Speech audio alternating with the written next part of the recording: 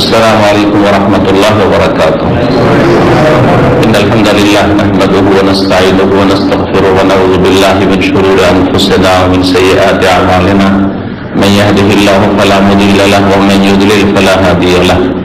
وأشهد أن لا إله إلا الله وحده لا شريك له وأشهد أن محمدا عبده ورسوله صلى الله تعالى عليه وعلى آله وصحبه وسلم تسليما كثيرا.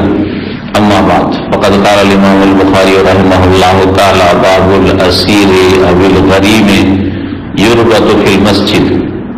قال حدثنا إسحاق بن إبراهيم قال أخبرنا روح ومحمد بن جعفر عن شعبة عن محمد بن زياد عن أبي هريرة عن النبي صلى الله عليه وسلم قال: إن عفريتا من الجن تفلت علي البارحة أو قال كلمة نحوها ليقطع علي الصلاة فأمكنني الله منه فأردت أن أربطه إلى سارية من سواري المسجد حتى تصبحوا وتنظروا إليه كلكم.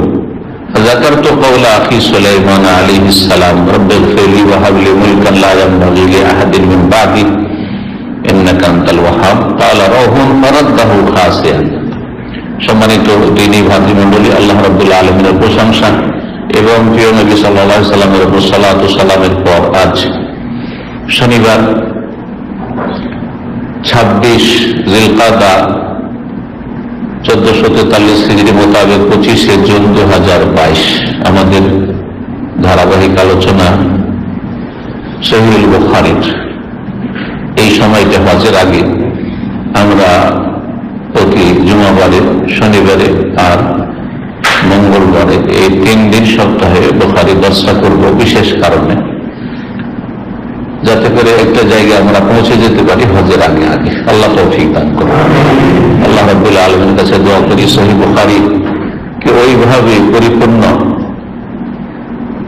এই সহিহ বুখারীর খেদমতের এবং তার শারহ ব্যাখ্যা করার তৌফিক দান করেন, যেমন ভাবে আল্লাহ তৌফিক দিয়েছেন কোরআন কারীমের 2 বার করে আমরা তাফসীর করা, আলহামদুলিল্লাহ। একবার পিস টিভিতে 33 করা, আর একবার দীর্ঘ 10 বছর প্রতি জুমাবারে ইসলামী সেন্টার দাম্মামে, আলহামদুলিল্লাহ, আল্লাহ কবুল করেন। কিন্তু সহিহ বুখারীর জন্য যথেষ্ট সময়ের প্রয়োজন রয়েছে। আল্লাহ যেন হায়াতে, সুস্থতায় এবং আপনাদের আমাদের সকলের সার্বিক জীবনে বরকত দান করেন। হাদিস এবং তার আগে অধ্যায়। আজকে পর্ব নম্বর সালাতের 18 নম্বর, আর ইমাম বুখারী রাহিমাহুল্লাহর কিতাবের অধ্যায় নম্বর হচ্ছে 75। বিষয়বস্তু বলছেন বাবুল আসির। এই অধ্যায় হচ্ছে বন্দী সম্পর্কে, কায়দি সম্পর্কে, আবিল গরিব অথবা কোন ঋণগ্রস্ত ঋণী ব্যক্তি সম্পর্কে, ইউরবাতু ফিল মসজিদ, মসজিদে বেঁধে রাখা, অর্থাৎ কোন বন্দীকে, কয়েদিকে, আসামিকে, অপরাধীকে অথবা কোন ঋণী ব্যক্তিকে ঋণ দিচ্ছে না বা দিতে পারছে না, প্রয়োজন বোধে মসজিদের খুঁটিতে বেঁধে রাখা জায়েজ কি না। এখন প্রয়োজন নেই, কারণ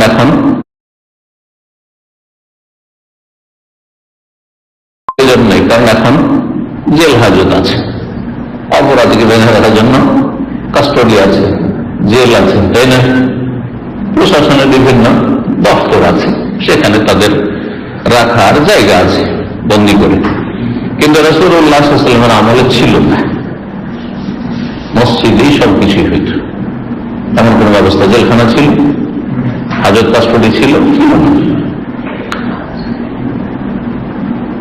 এটা শুধু নবী সাল্লাল্লাহু আলাইহি ওয়াসাল্লামের জামানার সাথে খাস না, যে কোনো সময় এরকম পরিস্থিতি তৈরি হতে পারে। ইসলাম সারা বিশ্বের মানুষের জন্য এসেছে। এমন এলাকায় মানুষ বসবাস করে যেখানে বন্দীকে মসজিদে রাখা ছাড়া কোন জায়গা নেই। অপরাধীকে ধরে রাখার জায়গা হচ্ছে মসজিদ। সুতরাং ইসলামের বিধিবিধান সর্বকালের জন্য, সর্বস্তরের মানুষের জন্য এবং সর্বস্থানের জন্য। জায়েজ কিনা মসজিদে আসামি বেঁধে রাখা? হাদিস প্রমাণ করবে যে জায়েজ, প্রয়োজনে জায়েজ। মুসলিম আসামি তো জায়েজ, অমুসলিম প্রয়োজনে জায়েজ, এটা জেনে রাখুন। হাদিস দেখুন, হাদিস সামনে আসছে অমুসলিমেরটা, মসজিদে বাঁধার, তারপরে আসছে। আর এই অধ্যায়ে আর একটি হাদিস এসছে যেখানে জিনকে বেঁধে রাখার হাদিস রয়েছে। জিনকে রাসূলুল্লাহ সাল্লাল্লাহু আলাইহি ওয়াসাল্লাম বেঁধে রাখার ইচ্ছা করেছেন মসজিদে। আর সেই জিন কোনো ভালো জিন ছিল না, ধার্মিক মুমিন জিন ছিল না, সে বদমাইশ জিন ছিল, ইফরিত। বলছেন আবু রাদিয়াল্লাহু তাআলা আনহু, সাহাবী বর্ণনাকারী, নবী সাল্লাল্লাহু আলাইহি ওয়াসাল্লাম ইরশাদ করেছেন বা বলেছেন, ইন্না ইফরিতাম মিনাল জিন্নি তাখাল্লাত আলাইহাল বারিহা, একটি অবাধ্য জিন, বদমাইশ জিন আজকের রাতে, আল বারিহা গত রাতে আমার সামনে ঝাঁপ দিয়ে আসে, ঝাঁপ দিয়ে চলে আসে। এই তাখাল্লাত আলাইহাল বারিহা বলেছেন, অথবা এইরকমই কোন শব্দ বলেছেন, মানে বর্ণনাকারীর এই শব্দটি সম্পর্কে সন্দেহ যে এই শব্দটা বলেছেন না, এর অর্থ বহনকারী অন্য কোন শব্দ বলেছেন। প্রতি শব্দ অনেক আছে, তাই না? ঝাঁপ দিয়ে চলে আসলো, সামনে হঠাৎ করে চলে আসলো, আক্রমণ করতে চলে আসলো, কাছাকাছি মেলা শব্দ হইতে পারে। কিসের জন্য? নবী সাল্লাল্লাহু আলাইহি ওয়াসাল্লাম সালাত অবস্থায় ছিলেন, লিয়াখতা আলাইহিস সালাত, আমার সালাতকে নষ্ট করার জন্য, আমার সালাতকে নষ্ট করার জন্য, নামাজকে নষ্ট করার জন্য, আমাদের খুশুকে নষ্ট করার জন্য লাভ দিয়ে হঠাৎ করে ঝাঁপিয়ে সামনে চলে এসে, হ্যাঁ, ভয় দেখানোর জন্য, হ্যাঁ, যাতে করে ভয় পেয়ে যায় আর সালাতের খুশবু শেষ হয়ে যায়। চিন্তা করুন, একজন মানুষের সামনে হঠাৎ করে যদি এরকম চলে আসে তো কি অবস্থা তার হবে, পালপিটেশনে, তাই না? মানুষ হিসেবে তো সেও চেষ্টা করেছিল এই জিন শয়তান এদিকে করার। আল্লাহ মিনহু, কিন্তু আল্লাহ তার উপর আমাকে ক্ষমতা দিয়ে দিলেন। আল্লাহ আমাকে তার উপর কি করলেন? আধিপত্য বা ক্ষমতা দিয়ে দিলেন, শক্তিশালী করে দিলেন তাকে ধরার জন্য। মানে আমি ধরে দিলাম, যেটা সাধারণ মানুষের জন্য সম্ভব না। জিন যদি মানুষের আকার ধরেও আসে, আপনি আমি ধরতে গেলে ধরতে পারবো না, হঠাৎ করে নিশ্চিন্ন হয়ে যাবে, ঠিক না? কিছু দেখা যাচ্ছে না, অদৃশ্য হয়ে যাবে। কিন্তু রাসূলুল্লাহ সাল্লাল্লাহু আলাইহি ওয়াসাল্লাম যখন দেখেছেন জিনকে ধরে নিয়েছেন, জিনকে ধরে নিয়েছেন, আমি চাইলাম যে মসজিদের খুঁটিগুলির কোন একটি খুঁটিকে এই বদমাইশ জিনকে বন্দী করে বেঁধে রেখে দিই রাত্রে। রাসূলুল্লাহ সাল্লাল্লাহু আলাইহি ওয়াসাল্লাম হতে পারে তাহাজ্জুদ সালাত পড়ছিলেন, যখন করছিলেন না, অথবা সাহাবীরা ছিলেন কিন্তু সাহাবীরা দেখতে পাচ্ছিলেন না যদি ফরজ সালাত হয়। কিন্তু সম্ভাবনা বেশি যে রাতের সালাত ছিল, কেউ নেই মসজিদে, মসজিদের সাথেই তো হুজুরা বেরিয়ে এসে মসজিদে নববীতে হয়ে তাহাজ্জুদ পড়ছেন, কোনো দোষের কথা না। তাহাজ্জুদে মসজিদে পড়া যাবে না এমন কথা নেই, কিন্তু নির্জনে ফজর হচ্ছে কিসে? নির্জনে, মসজিদে কেউ নেই, একা মসজিদের খাদে, মসজিদের মুয়াজ্জিন, বাসার মতোই নামাজের সব পেয়ে যাবে, নফল সুন্নাত। আসলে উদ্দেশ্য হচ্ছে নফল সুন্নাত নামাজ ফরজ ছাড়া গোপনে পড়া, যাতে করে লোক দেখানো কিছু না চলে আসে এবং আপনাকে মানুষ খুব ভালো, অনেক ভালো, অনেক ভালো এই প্রশংসা, দুনিয়ায় যেন প্রশংসা করিয়ে নিন, আখিরাতে এর সওয়াব যেন কমে না যায়, এটা উদ্দেশ্য। তো চাইলেন যে বিধিহি হাত্তা তুসবিহু, যাতে করে তোমাদের সকাল হয়, ওয়াতানজুর ইলাইহার কুল্লুকুম, তোমরা সবাই দেখতে পাও। সকাল হবে দিনে, ছেলে মেয়ে শিশু ছোট বড় সবাই তামাশা দেখতে চলে আসবে যে দিন বাঁধা আছে, মসজিদে দিন বাঁধা আছে, বদমাইশি করতে এসেছিলেন।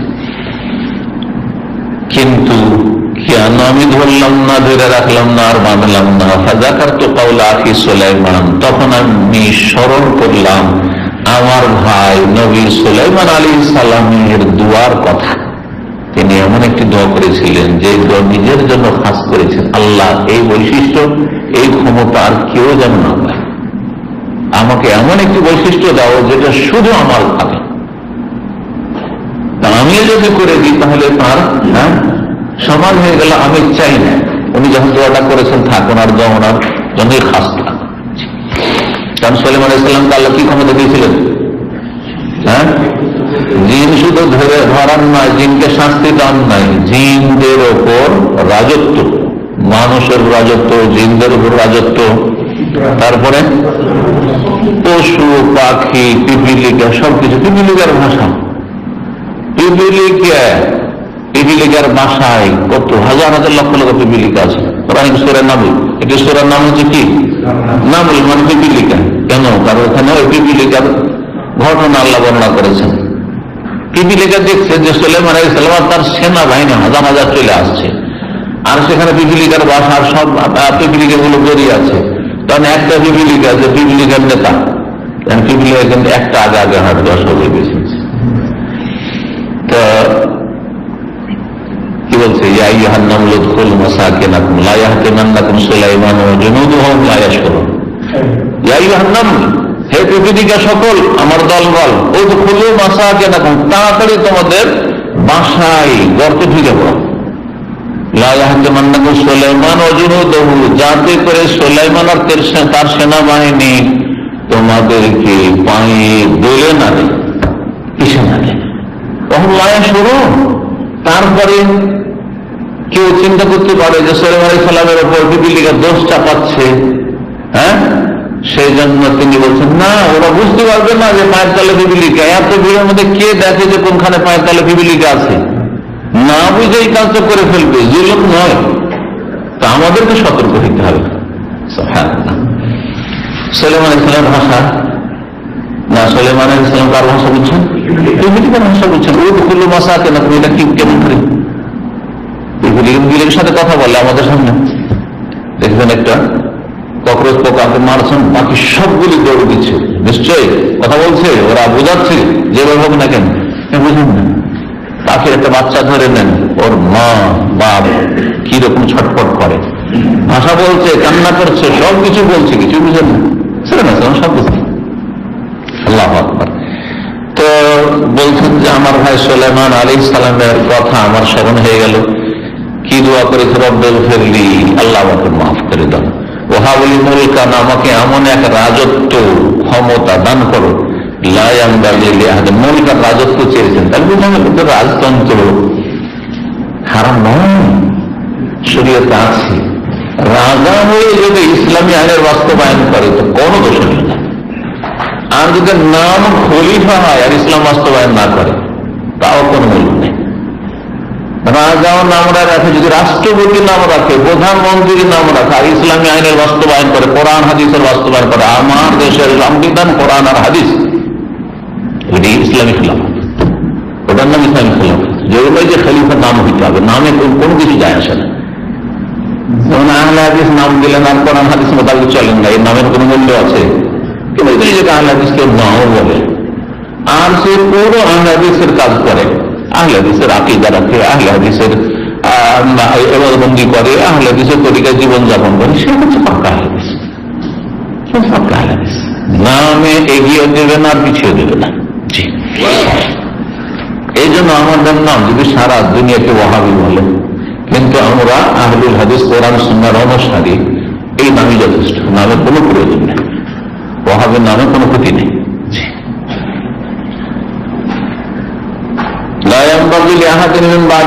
সেই রাজত্ব আমার পরে কারো জন্য যেন না হয়, কেউ যেন সেটা না পায়। বর্ণনাকারী একজন রাও রয়েছেন, ইমাম বুখারীর ওস্তাদের ওস্তাদ, ইসহাক বিন ইব্রাহিমের ওস্তাদ রাও এবং মোহাম্মদ, দুইজন ওস্তাদ, ইমাম শুআবার ছাত্র। তিনি বলছেন ফারাদ্দাহু খাসিয়ান, তারপরে নবী সাল্লাল্লাহু আলাইহি ওয়াসাল্লাম জিহ্বাকে ধরে নিয়ে তাকে ছিঁড়ে ফেলে দিলেন, খাসিয়ান, লাঞ্ছিত করে, ভাগ না হলে ধরে বেঁধে রেখে দিতেন। জি, এই হাদিস দ্বারা কি বোঝা গেল? মসজিদে কি বানা হয়েছে? মসজিদে বানাননি, কিন্তু হাদিস দ্বারা মাসলা কি করে প্রমাণিত হলো? মাসলা কি ছিল বাবের অধ্যায়ের? যে কোন বন্দী আসামিকে মসজিদে খুঁটিতে বা মসজিদে বেঁধে রাখা। তো নবী সাল্লাল্লাহু আলাইহি ওয়াসাল্লাম বাঁধার সংকল্প করে বেঁধেই রাখো, যাতে করে সকালবেলা গোটা মদিনাবাসী দেখতে পায়। তো নবী সাল্লাল্লাহু আলাইহি ওয়াসাল্লাম কোন নাজায়েজ কাজে সংকল্প করতেন, ইচ্ছা করতেন না, তাহলে যে কাজের ইচ্ছা করেছেন সেটি জায়েজ কাজ। সুতরাং মসজিদে আসামি, বন্দীকে, অপরাধীকে বেঁধে রাখা জায়েজ। মাসলা আরেকটি বললাম যে অমুসলিমকে, মুশরিককে মসজিদে বেঁধে রাখা। মসজিদে যদি বেঁধে রাখা যায় ভাই, তাহলে প্রয়োজনে মসজিদের ভিতরে মুশরিক কাফেরকে প্রবেশ করানো, যে আসো বসো কাজটা করে দেয় মসজিদে, যদি উত্তম হচ্ছে কাজ করে মুসলিম, এতে কোনো সন্দেহ নেই। কিন্তু প্রয়োজন বোধে ওই রকম ভালো মেকানিক পাচ্ছেন না মুসলিম, এটা একটা প্রয়োজন। আরেক হচ্ছে তাকে ইসলামের দাওয়াত দিতে হবে, কিন্তু ইসলামের দাওয়াত দেওয়ার জন্য আমাদের ইসলামিক সেন্টারের কোনো বিল্ডিং নেই, মসজিদে আমরা দাওয়াত কাজ করছি, এমন তো হতে পারে, হতেও পারে, কোনো যুগ হইতে পারে। আছে মেলা জায়গায় আছে যে মসজিদের মধ্যে সব দিনের কাজ হয়, দাওয়াতি কাজ হয়, মসজিদের মধ্যে বক্তব্য চলছে, গেটে যদি চেক করা শুরু করে মুসলিম শুধু ঢুকবে আর অমুসলিম ঢুকবে না, চলবে নাকি? চলবে। দিন শোনো, ইসলামের কথা শিখো, শোনো। জি হ্যাঁ। তারপরের অধ্যায় এখন দেখেন ৭৬ নম্বর অধ্যায়, বলছেন বাবুল ইকতিসালে ইযা আসলামা। এই অধ্যায় হচ্ছে কেউ যদি ইসলাম গ্রহণ করে তো তার গোসল করা সম্পর্কে, গোসল করা ওয়াজিব নাকি সুন্নাত মুস্তাহাব, দুটো মত রয়েছে, পরে বলছি বিস্তারিত একটু। ওরাবতিল আসির, আর এই অধ্যায় তাহলে দুটো বিষয়, একটা হচ্ছে কেউ যদি ইসলাম গ্রহণ করে তাহলে তাকে গোসল করতে বলা, এর বিধান কি, গোসলের বিধান কি?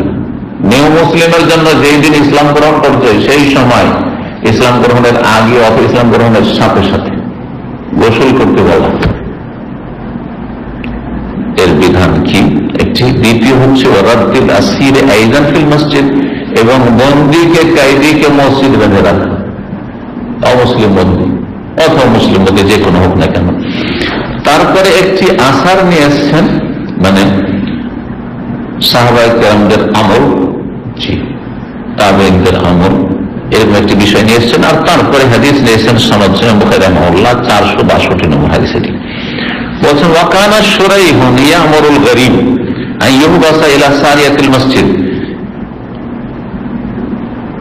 প্রখ্যাত তাবেঈ শুরাইহ কাযী রাহিমাহুল্লাহ তাআলা ইয়ামুরুল গরীব, তিনি ঋণগ্রস্ত ব্যক্তি, ঋণী ব্যক্তি সম্পর্কে নির্দেশ দিতেন। কি নির্দেশ দিতেন? মসজিদের খাম্বাই বা স্তম্ভে যাতে করে বেঁধে রাখা, বন্দী করে রাখা, বেঁধে রাখা। আসামি, ঋণগ্রস্ত ব্যক্তি আসামি, জি কখন আসামি? এক হচ্ছে দিতে পারবে কিন্তু দিচ্ছে না, তাহলে সে অবশ্যই আসামি এবং তাকে ধরে বন্দী করার ন্যায্য অধিকার রয়েছে। কথা বোঝা গেছে না? কাল বাহানা করছে, যে টাইমটা দেওয়া হচ্ছিল টাইম লিমিট পার হয়ে গেছে, 6 মাস 1 মাস 2 মাস দেওয়া তা পার হয়ে গেছে, তাহলে বন্দী করা হাদিসে রয়েছে, বন্দী করার অধিকার রয়েছে।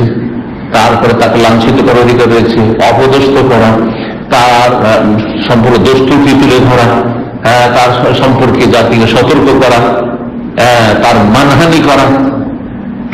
যদি সচ্ছল ব্যক্তি হয় টাল বাহানা করে, লাইয়ুল ওয়াজিদি, হাদিসটা শুনিয়ে দেন, লাইয়ুল ওয়াজিদি সচ্ছল ব্যক্তি কিন্তু টাল বাহানা করে, টাকা দেয় না, দেবো দিচ্ছি তার মান সম্মান হালাল, মানে মানহানি করা, অপমান করা, পদস্থ গলায় গামছা দাও, ডাক্তারাতি করা, টাকা দেন, বেঁধে রাখা, হ্যাঁ আসামের কাঠ করে, হ্যাঁ সরকারের কাছে নিয়ে যাওয়া হয়, আদালতে হাজির করে দেওয়া।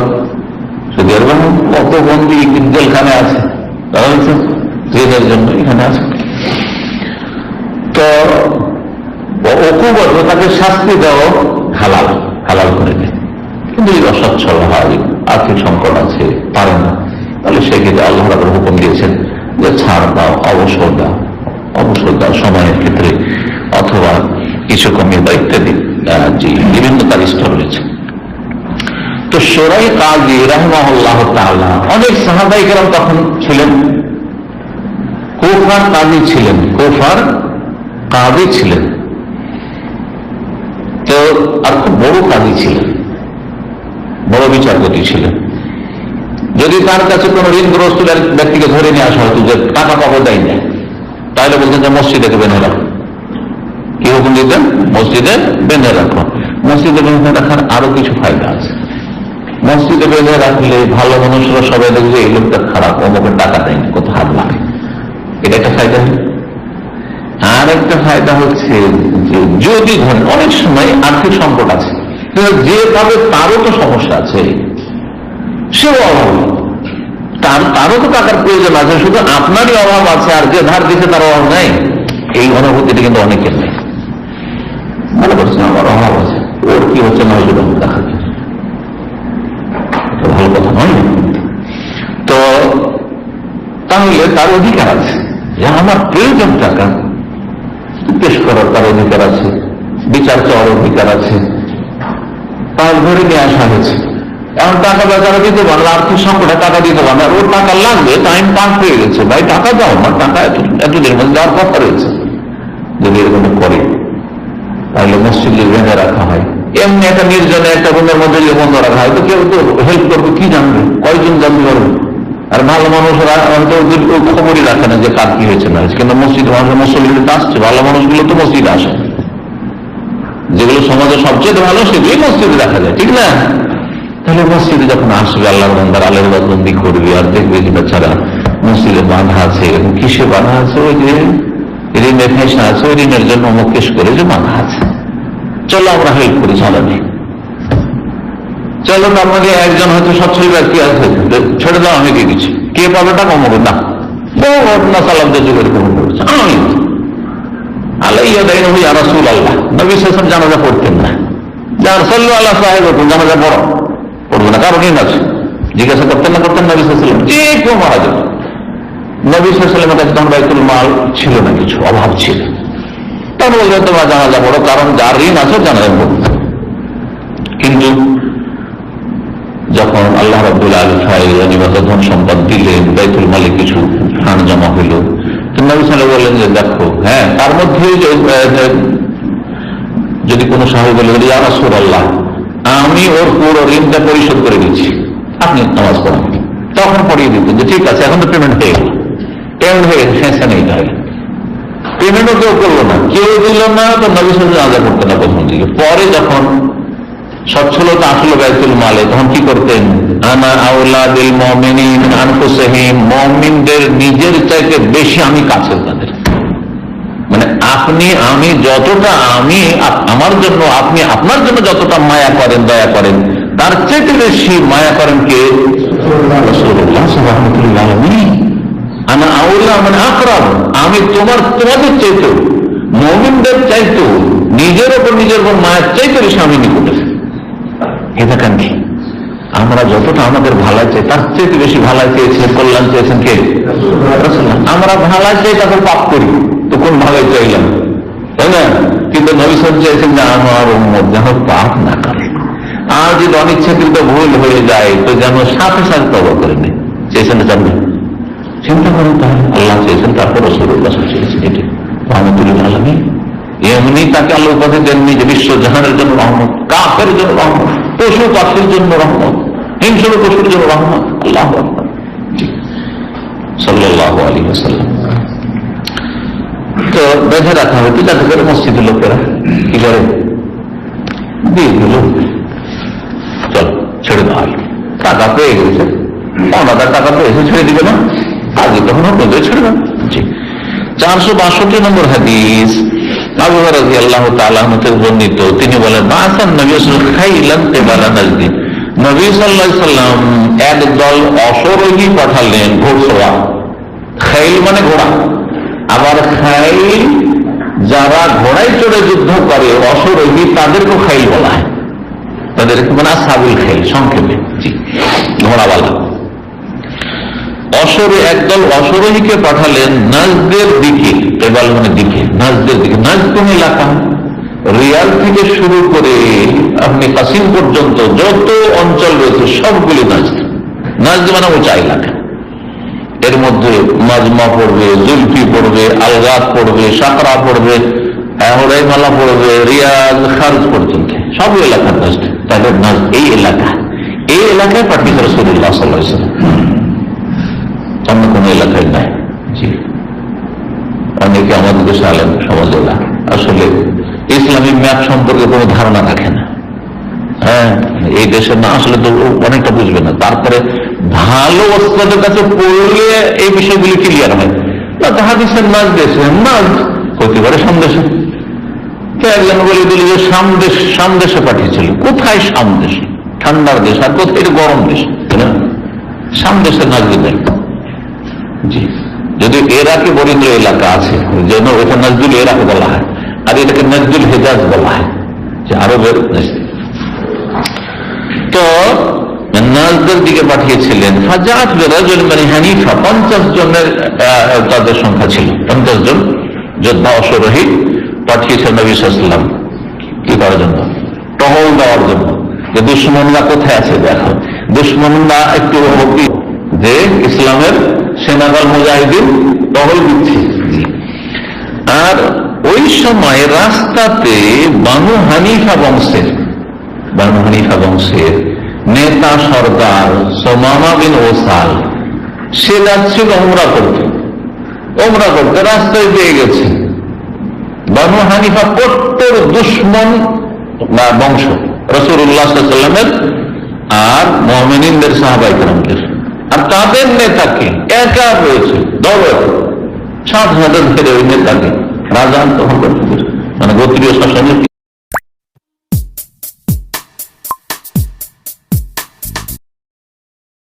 রাজা ধরে নেতাকে মদিনা নিয়ে গিয়ে হাজির।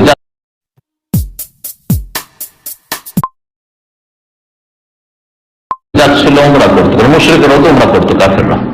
জি, মুক্কাবিয়া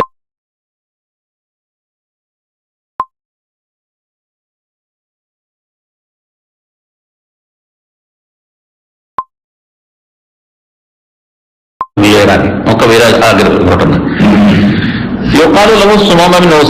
তার নাম ছিল সুমামা বিন ওসাল। মদিনা নিয়ে গিয়ে যখন নবী সাল্লাল্লাহু আলাইহি ওয়াসাল্লামের দরবারে সাহাবীরা পৌঁছলেন, তখন বললেন যে একে মসজিদ নববীর খুঁটিতে বেঁধে দাও।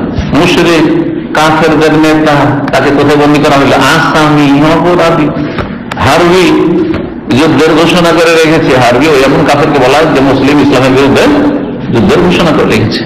কাফের একটা কোনো রয়েছে, এমন না যে তার সাথে কোনো শান্তি চুক্তি ছিল না, যে কোনো সব মুসলিমকে পেলে মেরে দিবে, তো তাহলে বন্দী করে অপরাধী।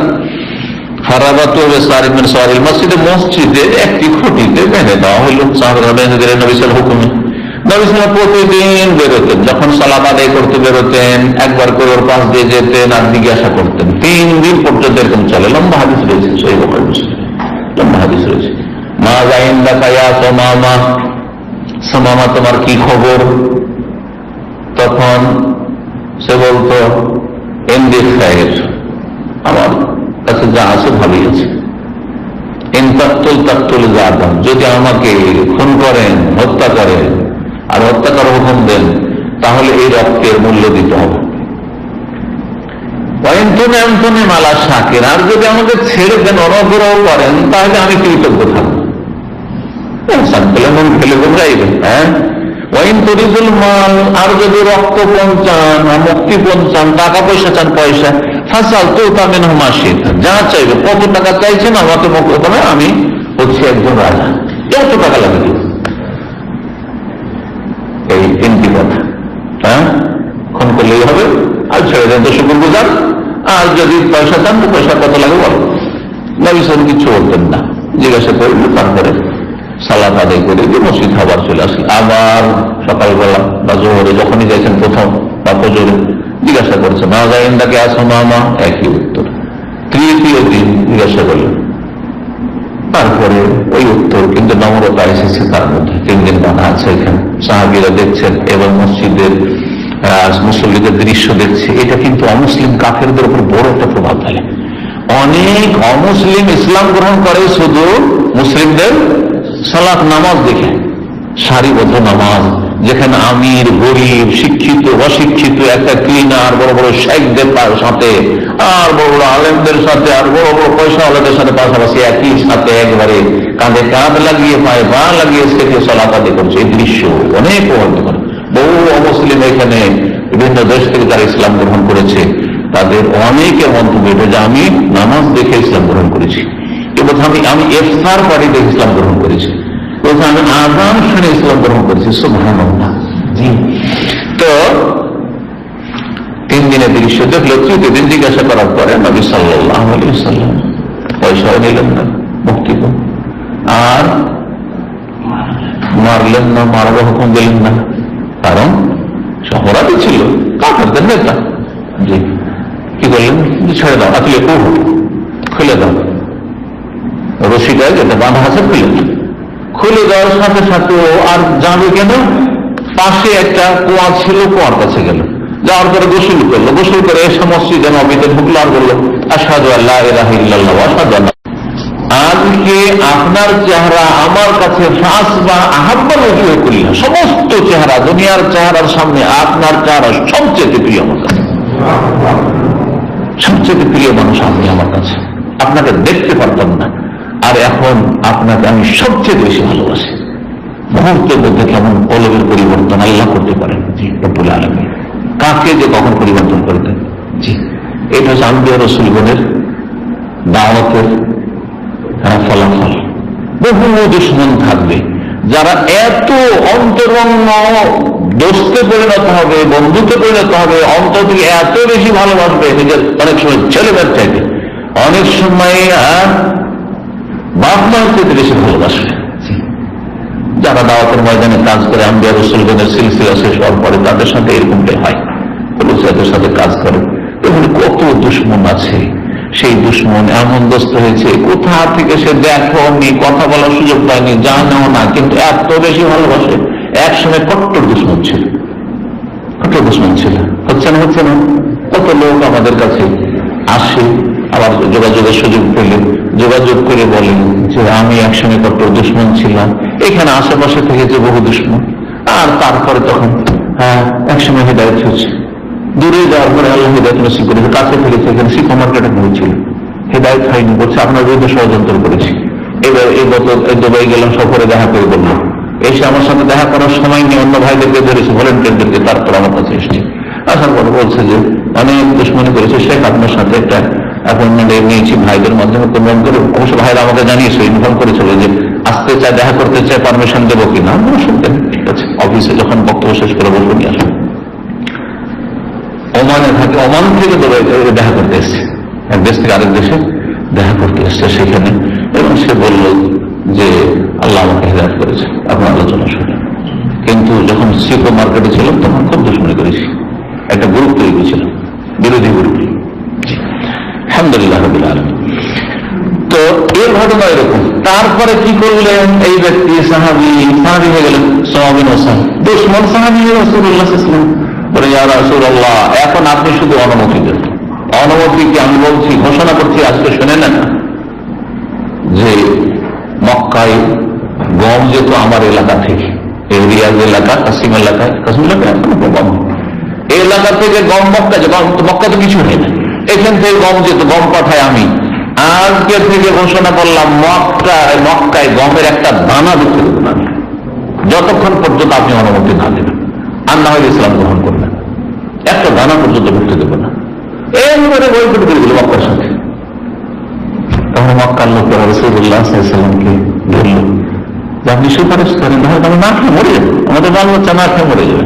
নবী রাহমাতুল্লাহি আলাইহি বললেন, না তুমি ছাড়ো, যেতে দাও, গম তুমি সেখানে রপ্তানি করা, যেতে দাও। আল্লাহু আকবার।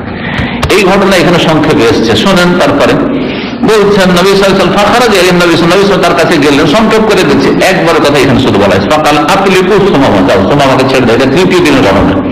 ফান্তালাকা, ছেড়ে দেওয়ার পরে সেই ব্যক্তি আর গেল না দেশে, নিজের এলাকায়, সেখান থেকে একটু দূরে এলা নাখলিন কারিবে মসজিদে, মসজিদের কাছে একটি খেজুর গাছ, আর ওই খেজুর গাছের তলায় একটি কূপ আছে, কুয়া আছে, সেখানে গেল।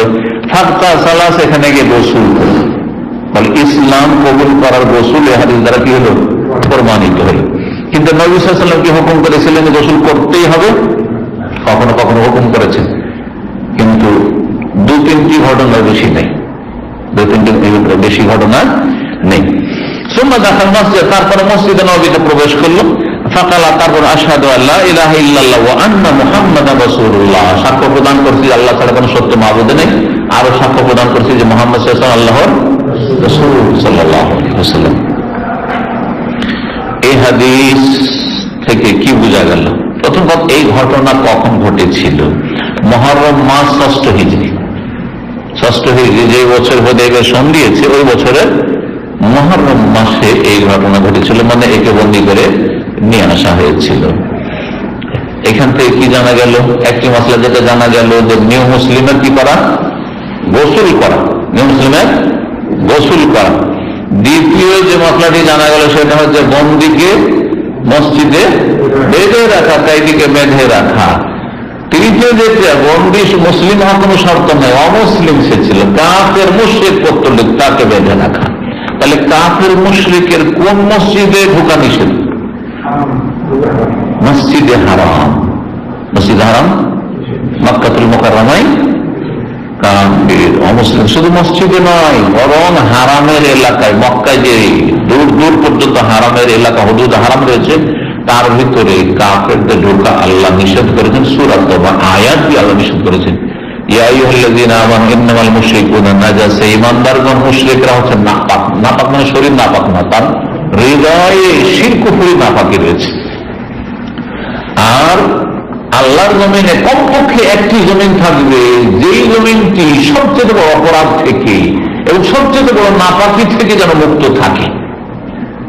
আর যদি সেই জমিতে প্রবেশ করতে হয় তো সেখানকার ভিসা, পাসপোর্ট হচ্ছে লা ইলাহা ইল্লাল্লাহ মুহাম্মাদুর রাসূলুল্লাহ। কথা বোঝা গেছে? কোন মুসলিম, অনেক মুসলিম জিজ্ঞাসা করে তোমরা এমনটা কেন করো, মক্কায় কেন আমাদেরকে ঢুকতে দাও না? বলছি যে কোনো দেশের জন্য একটা সিস্টেম আছে, নেই নেই বাইরে থেকে আসলে প্রথম কথা ইন্টারন্যাশনাল পাসপোর্ট লাগবে, 2 নম্বর ভিসা লাগবে, আর তার জন্য ফিসও দিতে হচ্ছে, খরচ করতে হচ্ছে, ঠিক কিনা?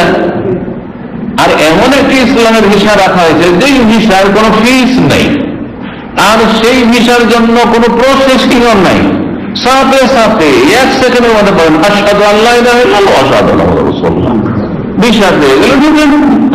কথা বুঝা গেছে? তো এই হাদিস থেকে বোঝা গেল বন্দী মসজিদে বেঁধে রাখার, অমুসলিম বন্দী বাঁধা রাখা যাবে। অমুসলিম কাফের প্রবেশ করতে দেওয়া যাবে না কোথায়? মক্কাতুল মুকাররমায়। তো আর একটা প্রশ্ন তখন উঠবে যে সৌদি আরবে যে মদিনাতে ঢুকতে দেওয়া হয় না কাফেরকে, তার উত্তর কি? এটা জরুরি না যে ঢুকতে দেবই না, হারাম ঢুকতে দেওয়া মদিনায়, এটা জরুরি না, তবে এটা ভালো। কারণ 3টি পবিত্র মসজিদ রয়েছে, তার 1 নম্বরে হচ্ছে মসজিদে হারাম মক্কাতুল মুকাররমায়, 2 নম্বরে হচ্ছে মসজিদ নববী, 3 নম্বরে বাইতুল মুকাদ্দাস। বাইতুল মুকাদ্দাস ইহুদীদের কবলে চলে গেছে, আল্লাহ যেন তাকে স্বাধীন করেন আমাদের জীবদ্দশায় এবং আমাদেরকে সেখানে সালাত আদায় করার তৌফিক দান করেন। তো সতর্কতামূলক এবং নিরাপত্তার কারণে এটি একটি মুসলিম সরকারের আইন যে মসজিদে নববীতে প্রবেশ বা মদিনা মুনাওয়ারাতেও কোন মুসলিম প্রবেশ করবে না। কিন্তু যদি প্রয়োজনে মদিনাতে প্রবেশ করে তো হারাম নাই। প্রয়োজন যদি হয় আর কোন অমুসলিমকে যদি সেখানে নিয়ে যাওয়া হয় কোন কাজকর্মের জন্য গরজে, তাহলে জায়েজ। জি, বিনা প্রয়োজনে আপনার বন্ধু চল মদিনা দেখে না, এটা জায়েজ না আপনার জন্য, সরকার নিষেধ করছে, আপনার জন্য হারাম, জায়েজ না। কথা বলে যদি নিয়ে যেতে হয় মদিনায় তাহলে সরকার নেবে, যেই সরকারের আইন হচ্ছে নিষেধ সেই সরকার নেবে, কোন জনগণ নিয়ে যেতে পারে। কারণ অনেকে এইরকম কাজ, এই অপরাধগুলি অনেক সময় করে, তো তারা এটা জায়েজ নাই, খেয়ানত আমাদের। তো এই ছিল হাদিস। 77 নম্বর অধ্যায় বাবুল খাইমাত ফিল মসজিদ লিল মারদা ওয়া গায়রিহিম। এই অধ্যায় হচ্ছে মসজিদে অসুস্থ ব্যক্তিদের জন্য বা অন্যান্য লোকদের জন্য তাঁবু লাগানো। মসজিদে তাঁবু লাগানো যাবে কিনা, বিশেষ করে কোন অসুস্থ ব্যক্তিকে সেখানে রাখার জন্য, অথবা কোন শরণার্থী বা মুসাফির রাখার জন্য খেমা লাগানো যাবে কিনা, অথবা কেউ এতে কাজ করছে একটা খেমা লাগিয়ে দিল, সে ঘেরা লাগানোর কথা তো আছে, কিন্তু খেমা করে দিল যে খেমার মধ্যে থেকে করো, তো খেমা লাগানো মসজিদের মধ্যে যেতে পারে, বাস মুসল্লিদের যেন অসুবিধা না হয়। এদিকে সালাতের জায়গা পাওয়া যায় না, মসজিদে মুসল্লির জায়গা হয় না, আর এদিকে খেমা লাগিয়ে কেউ থাকবে, এটা চলবে না। কিন্তু মসজিদে যথেষ্ট জায়গা আছে, আর মসজিদের মানে এক সাইডে 1-2টা খেমা আছে, তাতে মুসল্লিদের কোনো অসুবিধা হয় না, তাহলে কোনো অসুবিধা নেই, প্রয়োজনে খেমা তাঁবু লাগানো যাবে। 463 নম্বর হাদিস হাদিস বর্ণনা করেছেন আয়েশা রাদিয়াল্লাহু তাআলা আনহা, তিনি বলছেন উসিবা সাদ ইয়াউমাল খান্দাক ফিল আখালি, সাদ বিন মুআয রাদিয়াল্লাহু তাআলা আনহু আহত হয়েছিলেন খন্দকের দিনে, মানে খন্দকের যুদ্ধে। কোথায় লেগেছিল তাকে? ফিল আখালি, জি, বাহুর বা গর্দনের শিরা, একটি গুরুত্বপূর্ণ শিরা রয়েছে, যেই শিরার সম্পর্ক হচ্ছে হাতের সাথে। আখাল গুরুত্বপূর্ণ একটি শিরা, সেখানে আঘাত লেগেছিল। সেটাতে যদি আঘাত লাগে তো এত রক্তক্ষরণ হয় যে সাধারণত মানুষকে বাঁচানো সম্ভব হয় না। এরকম একটি রগ বা শিরা তাতেই লেগেছিল। তারপরও বেশ কিছুদিন তিনি অসুস্থ অবস্থায় ছিলেন আর বেঁচে ছিলেন, সাথে সাথে মারা যাননি। এটি আল্লাহর পক্ষ থেকে বিশেষ রহমত ছিল এবং বিশেষ হেফাজত সুরক্ষা ছিল, বিশেষ উদ্দেশ্যে। সেটা কি ছিল?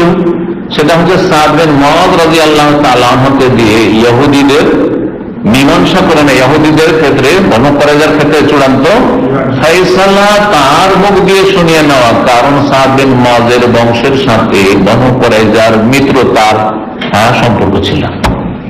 মিত্রতা আস্থা করতেন, কি জানি মুহাম্মদ সাল্লাল্লাহু আলাইহি ওয়াসাল্লাম আমাদের সাথে অবিচার করে দিবেন, কিন্তু আমাদের মিত্রতা হিতাকাঙ্ক্ষী হবে। তো ঠিক আছে, আমি কোনো বিচার করবো না, বিচার করবে সাদ, যে তোমাদের ফয়সালা কি হওয়া উচিত। এই জন্য আল্লাহ তাকে বাঁচিয়ে রেখেছিলেন। যেমনই ওদিকে বিচার মীমাংসা করা শেষ হয়েছে আর তারপরে তাকে নিয়ে আসা হলো, আর নিয়ে আসার পরে এমন রক্তক্ষরণ শুরু হয়ে গেল, রক্ত বন্ধ হয়ে গেছিল, রক্তক্ষরণ শুরু হয়ে গেল। যখন ছিল রক্তক্ষরণ এমন শুরু হলো যে তাতেই তিনি ইন্তেকাল করলেন, শাহাদাত বরণ করলেন রাদিয়াল্লাহু তাআলা আনহু ওয়ারদা। ওই হাদিস, লম্বা হাদিস রয়েছে, সিরাতুল কিতাব বিস্তারিত ঘটনা রয়েছে, হাদিস রয়েছে। তো নবী সাল্লাল্লাহু আলাইহি ওয়াসাল্লাম তার জন্য কি করেছেন? যারাবান নবী সাল্লাল্লাহু আলাইহি ওয়াসাল্লাম খাইমাতান ফিল মাসজিদ, মসজিদে একটি খেমা লাগিয়ে দিতে। এখানে যারাবা মানে লাগিয়ে দেওয়া, যারাবা মানে শুধু মারা হয় না। যারাবা আপনারা অর্থ কি বুঝেন? দর মানে কি মায়ের আরো কয়েকটি অর্থ ছিলেন। যারাবা মানে সফর করা, যারাবা মানে সফর করা, এটা কোরআনে আছে। ইয়া আইয়ুহাল্লাযীনা আমানু ইযা দারাবতুম ফি সাবিলিল্লাহি ফাতাবায়ানু, হে ঈমানদারগণ তোমরা যখন সফর করবে, আল্লাহর রাস্তায় জিহাদে কোন সফর করছে, তুমি তদন্ত করিও, তদন্ত করিও। যেখানে সেখানে সামনে একটা পড়লো, আরে কাফের, বারবার ধর ধর, না না না, হইতে পারে মুসলিম, হইতে পারে কালেমা পড়েছে। ওই যে ওসামা রাদিয়াল্লাহু তাআলা লা ইলাহা ইল্লাল্লাহ পড়ার পরও মেরে গিয়েছিলেন, এই ক্ষেত্রে আজ নাযিল হয়েছিল, একটু তদন্ত করিও, দেখতে হইতে পারে কালেমা পড়া মুসলমান। এই জন্য নবী সাল্লাল্লাহু আলাইহি ওয়াসাল্লাম ফজরের সময় গিয়ে অপেক্ষা করতেন, যে এলাকায় হানা দেবেন সেই এলাকায়।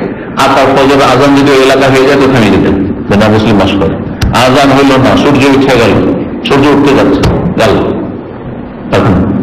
তখন আক্রমণ করতেন নবী সাহাবায়ে কেরাম করতেন। কয়টি অর্থ হইল? দুটি। তৃতীয় অর্থ কি হতে পারে? দারাবাল্লাহু মাসালান কারিয়াতান আমানাতান মুতমাইন্না। দারাবাল্লাহু মাসালান বলে কোরআনে, ওয়াজরাবুল্লাহুল আমসাল, আল্লাহ উদাহরণ মারেন, সফর করেন, কোনটাই হয় না। তাহলে উদাহরণ বর্ণনা করেন, দারাবা মানে দারাবা মাসালান, দারাবাল্লাহু মাসালান একটি জনপদের আল্লাহ দৃষ্টান্ত উপমা পেশ করছেন, উদাহরণ দিচ্ছেন। দারাবা মানে তাহলে উদাহরণ দেওয়া, বোঝা গেছে? কয়টি হলো? তিনটি হলো। আর এই তিনটি তো কোরআনে পাওয়া গেল, দারাবা মানে মারা, আর তারপরে উদাহরণ দেওয়া, আর কি করা? সফর করা। তিনটে কোরআনে পাওয়া যায়। এটা হাদিসে কি? যারা মানে লাগিয়ে দেওয়া, হাটিয়ে দেওয়া, ক্ষমা লাগিয়ে দিল। মসজিদে কেন তাবু লাগালেন? কারণ বাড়িতে থাকলে লোকজন যখন তখন দেখা করতে আসবে, ছোট্ট একটু পড়ে ঘর, মহিলা মানুষ আছে, পরিবার আছে, মুশকিল বারবার, তাই না? এমন তো ছিল না যে না আমাদের মতো একটা বসার রুম আছে, মেহমান আসবে, এরকম কোনো ব্যবস্থা ছিল না। একটা রুমে স্বামী স্ত্রী থাকছে, তো ওইখানে অসুস্থ মানুষ থাকলে আর লোকজন সবাই দেখা করতে যায়, বিশিষ্ট সাহাবী যাতে করে মসজিদে থাক, আর যে একটু সেবা শুশ্রূষা করতে চায়, পরিচর্যা করতে চাই, একটু খোঁজ খবর নিতে চাই, ইয়াদাতুল মারিদ করতে চাই, সওয়াব হাসিল করতে চাই, তো এখানে মসজিদে সালাত করতে আসবে, একটু দেখে নজর দেখে দিবে। এই জন্য তাবু লাগিয়ে দিয়েছিলেন নবী সাল্লাল্লাহু আলাইহি ওয়াসাল্লামের হুকুমে। কি উদ্দেশ্যে লিয়াউদাহু মিন করিব, যাতে কাছে থেকে তার পরিচর্যা করা সম্ভব হয়। নবী সাল্লাল্লাহু আলাইহি ওয়াসাল্লাম দেখে গেলেন, যখন যখন সালাত আদায় করতে আসেন, দেখি একটু সাদ কেমন আছে, সাদ বিন মুআয একটু দেখে, সাহাবীরাও দেখে নিলেন কাছে থেকে। ফালাম ইয়ারুহুম ওয়া ফিল মসজিদে খায়মাতুন মিন বানি গিফার ইল্লা দামু ইয়াসিলু ইলাইহি। মসজিদে আর একটি তাঁবু লাগানো ছিল, তাহলে এই মসজিদ নবীর দ্বিতীয় তাঁবুও ছিল। সেটা ছিল কার? বনু গিফার বংশের একটি খেমা ছিল, তাদেরও কেউ সেখানে থাকতো, যে কোনো কারণে হয়তো বাড়ি নেই, ঘর নেই, অথবা অসুস্থ ছিল, যাও এখানে তুমিও থাকো, আর একটা খেমা লাগানো ছিল। সাদ বিন মুআয রাদিয়াল্লাহু তাআলা আনহু ওখান থেকে বিচার মীমাংসা করে ওই ইহুদিদের ওখান থেকে আসার পরে ওই আবার রক্তক্ষরণ শুরু হয়েছে, আবার ওই সেরা দিয়ে রক্ত বইতে শুরু হয়েছে। আর রক্ত এত বইছে, এত রক্তক্ষরণ হয়েছে যে সেই তাঁবু খেমা থেকে ওই বনু গিফারের খেমার মধ্যে রক্ত বয়ে চলে গেছে। আল্লাহু আকবার, রক্ত বয়ে চলে গেছে।